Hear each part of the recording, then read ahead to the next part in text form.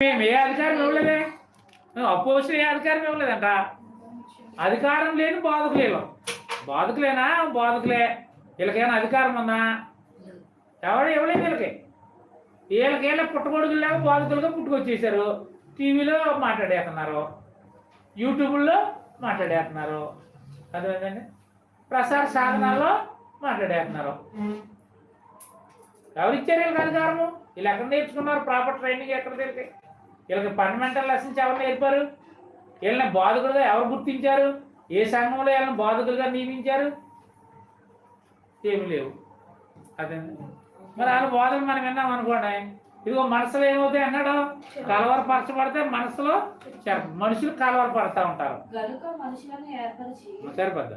అందువలన అధికారం లేని ఒక బాధకుడు, ప్రాపర్ ట్రైనింగ్ లేని ఒక బాధకుడు, సంఘము నియమించుకోకుండా తనకు తానే ఒక బాధ